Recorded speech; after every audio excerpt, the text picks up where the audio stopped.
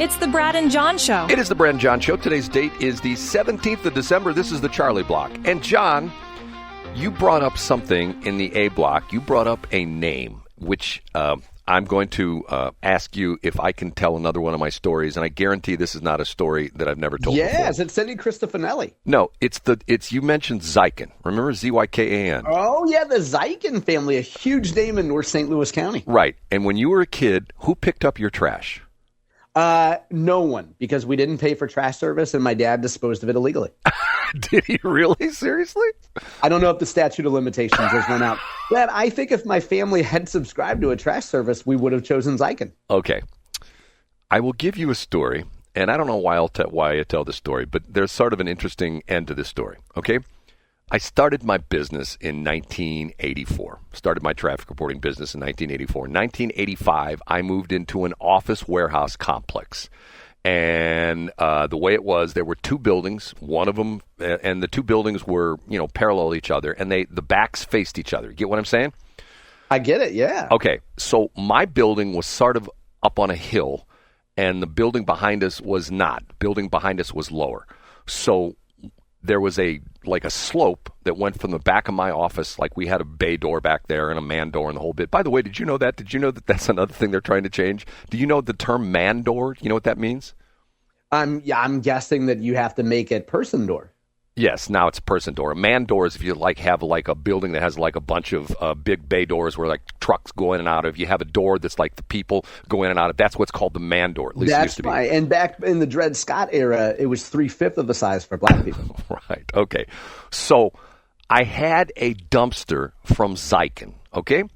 And it was not a big dumpster, but it was one of those dumpsters that the big truck would come and the two loud channels in the side of it, and the truck would pick it up and dump it into the truck, and it would put it back down on the ground, and away it'd go. Okay, so there was a guy who worked at the building next to us, a very large black man who had a beautiful car, and I don't know what he did for the company next door. I think he was some kind of a courier or something like that.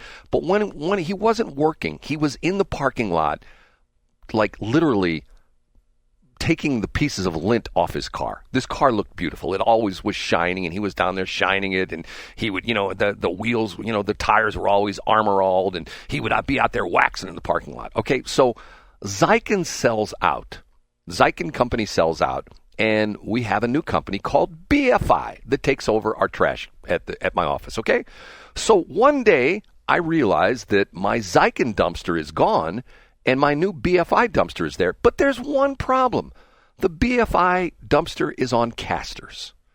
And I think to myself, that's not good. It's on a slope. And keep in mind, there's parking spaces down at the end of this slope where people... Oh, no, Brad. I see where this is going. Where people park their cars. So I call up BFI and I go, hey, guys, I need you to change out my dumpster because the one you brought me is on casters, and I'm afraid it's going to roll down the parking lot and hit somebody's car. Nope, sorry. All our dumpsters are on casters. So one day on the weekend, I showed up at my office on Saturday, and sure enough, there was nobody in the parking lot, but my dumpster had rolled down the parking lot and was in the middle of the parking lot. It rolled down the hill. I thought to myself, good thing there were no cars there because otherwise it would have hit a car. So I started chalking the dumpster, you know what I mean, like wheel chocks. Well, yeah, I get what you're saying. Yeah, to prevent it from rolling. Right. So one day, the trash company BFI comes and empties my dumpster, but when they put it back down off of their hydraulic lift, they don't put it in the exact same space, and my chocks are not where they should be. So about an hour after the trash guy comes, we heard him in the back, about an hour after the trash dumpster guy comes and dumps the dumpster, the large black man from next door storms into my office and literally grabs me by my shirt to inform me that my dumpster has rolled down the parking lot, and guess what, John? It crashed into his car. Smashed into the side of his car. So, I mean, literally, I think to myself, I'm going to die. This guy's going to beat me to death right now. So I say to him, whoa, calm down a minute. Let me go take a look. And you know what? The trash company is going to take care of this. So I go around, and sure enough, the dumpster rolled down the parking lot, and it T-boned the side of his car. He had like a 2-door. It got like his driver's door and part of the quarter panel, which is expensive to repair because 9 times out of 10 they have to replace the entire quarter panel. So he's not happy. So I call BFI, and they essentially say, tough luck, bud, not our problem. And I went back and forth with them for a while, and about every day, the black guy showed up at my door, essentially saying to me, and there's a reason I refer to him as a black gentleman, because, it got to be very problematic, okay? And I kept saying, dude, I'm doing what I can. So finally, it's come around to the point where, and I even called my attorney friend at the time, and I explained it, and he essentially said, you know what, it's going to be you. You're going to have to claim this on your insurance. So I called my State Farm guy, and I explained to him what's going on, and he's dragging his feet. This is the claims adjuster. He's dragging his feet. And at one point in time, I got very upset with the State Farm guy, and I said to him, the guy whose car he hit, got hit by my dumpster, is a big black guy that's going to beat the crap out of me.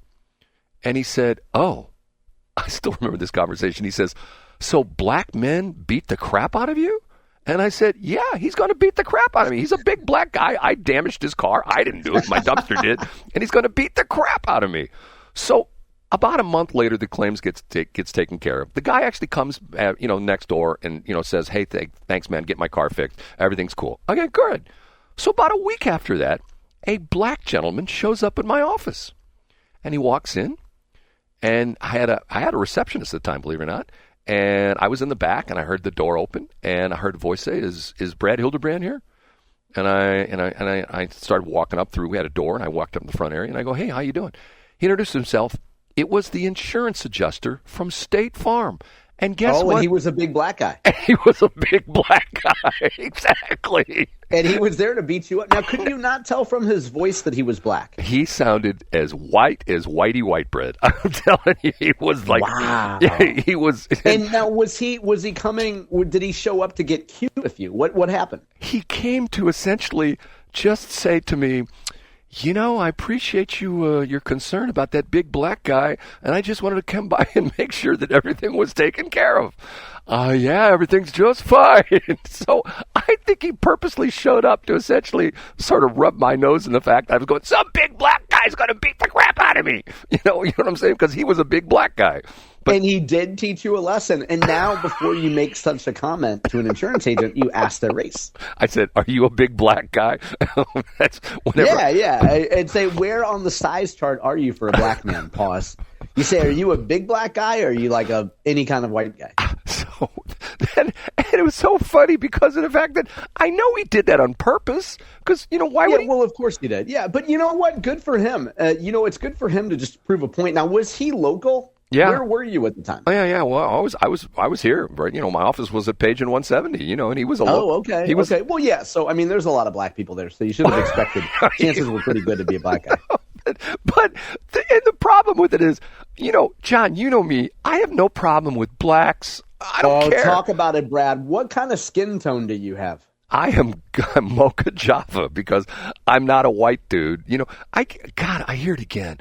I was listening to something the other day, and some woman's talking about, well, the problem with the United States is right now is everybody in their whiteness. I'm going, okay, come on, give me a break. Yeah, don't take that to a man who's mocha Java. Right? Well, that's my whole thing. Would you classify yourself as a Democrat, a Republican, or an American?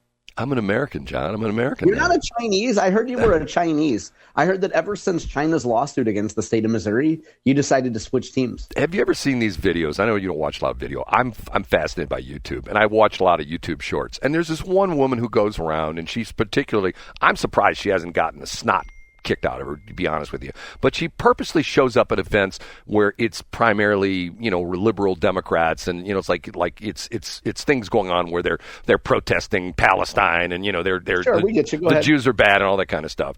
Okay. And it was so funny.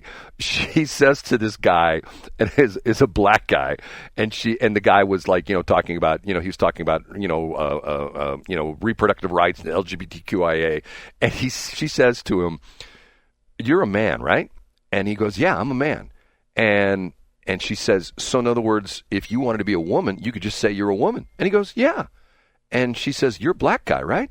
And he goes, "Yeah, I'm a black man." And she says, "So in other words, if I decided I wanted to be a black woman, I could just say I'm a black woman." "Well, no, you can't just do that," which I thought was so funny because that's my it only goes one way. Right, it only goes one way. Okay, last couple minutes of the show. I don't want to beat this one to death. We haven't talked about this at all. This horrendous thing that happened in Australia with these two, it turns out, father and son. Okay, what a great family unit that is. Father and son grab some rifles, go down to the beach, decide they're going to shoot Jewish people. Okay, bizarre, weird story. And the hero of the day turns out that he's also a Muslim who grabs the gun away from the one guy. I think he grabbed it away from the father. And if you watch the video, it's bizarre. There's a Jewish guy who runs after him after he's disarmed and throws something at him. I read that it was a brick he picked up. And so after the guy disarmed the father, supposedly the son shot him because there's pictures of him in the hospital all bandaged up and stuff like that. Okay.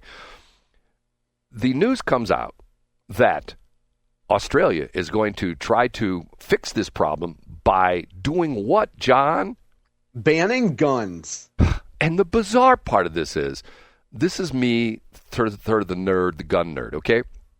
The rifles that were used were not assault weapons. They were rifles approved under the Australian very strict gun laws I think they're called a straight pull bolt action. And the reason it's called a straight pull bolt action is most bolt action rifles, what you have to do is you fire a round, you grab the bolt, you swing it up like 90 degrees. Easy, Brad. You pull it back, which ejects the old cartridge and loads a new cartridge from the magazine. You push the bolt forward and you pull the bolt back down and it locks the breech and you fire another round. These are weapons that are specifically approved in Australia where they're called straight pull bolt action because they are a bolt action, but they're a different kind of bolt action. Okay, so the interesting part of this is now it comes out, there's lots of Jewish people coming out and saying, Australian Jewish people saying, hey, we've been dealing this for a long time. Matter of fact, there's several people that say that they knew something was going to happen because they heard through the grapevine that when they had this what was it, the first day of Hanukkah? Wasn't that the event they were at? And they were down on Beyondee Beach or something like that. And so the point of the Australian people is, the Australian government is, we're not going to look at our immigration issues. We're going to ban more guns. John, do you see why this is problematic in my view? Yeah, when guns are outlawed, only outlaws have guns. Part of the thing is, if you know the timeline of this event, these two it's father and son, were shooting these poor Jewish people, totally, like totally unarmed, totally defenseless. It went on for like 15 minutes. Now, let's take this for a minute. Let's move this incident to, let's say, someplace in Texas, okay? Yeah, or Steelville, Missouri. Right. How long do you think that these two dudes, father and son, would be mercilessly slaughtering these poor people before someone pulled out their gun and put them down? Moments. Right. Mere moments. Exactly. And see, the point of this is that there, and it's funny, I heard somebody say this, to criminals, there are no gun-free zones. And I thought to myself, that's so interesting. I mean, in a simple sentence like that, I know people are going to roll their eyes, that's like some Republican crap. But think about it. In criminals, there are no gun-free zones. And that's the whole problem. And the situation with this is, I'll never understand it. My dad, who in World War II fought the effing Nazis and defeated the effing Nazis in World War II, if he were alive today, he would not believe what's going on with this resurgence of this anti-Semitism. I just don't get it. I don't understand it. He wouldn't believe it, Brad. In fact, he would think back and he would quote Chris Rock from 1999, who said, "Don't go to parties with metal detectors. Sure, it feels safe inside. But what about all those African-American men outside with guns? They know you ain't got one." Well, that's the whole deal. I mean, Neil Bortz, who used to do the talk show, did the midday talk show on the old 1380, 1350, whatever my station was all talk. He lived in Atlanta. He talked about the fact there was a crime ring. These guys would hang out at the Atlanta airport, and they would rob people going from the terminal, from the parking garage at the airport into the terminal, because guess what they did not have with them? A gun, because of the fact that they were going to get on a plane and they could not get on the plane with a gun. So, and he said they knew the people coming in the terminal and the people coming out of the terminal when unarmed, so they would just brazenly walk into them, put a gun in their face, give me your money, give me your wallet, give me your credit cards, give me your phone, and they couldn't defend themselves because of the fact that they didn't have guns, because they just got done or going to the airport. Once again, gun-free zone. Criminals don't have gun-free zones. Get what I'm saying, John? Once again, I'd like to point out that yesterday, Brad, was a milestone. Most people would think it was because it was our 500th episode, but because you and I discussed shooting off rounds and Brad cleaning his weapon the night before. For the first time in 2 years, an Apple Podcast episode of ours was labeled explicit. Seriously, was it? Yeah, it was the first time in our show, which there's no penalty for it. It's not like banned or anything. But every other episode we've had out of 500 has been labeled all ages. Yesterday was the first one to be labeled explicit. John, you know what that deserves? It deserves, I think, something from a Chinaman. Oh, there we go. Hey, Brad, what kind of a secret would you call it?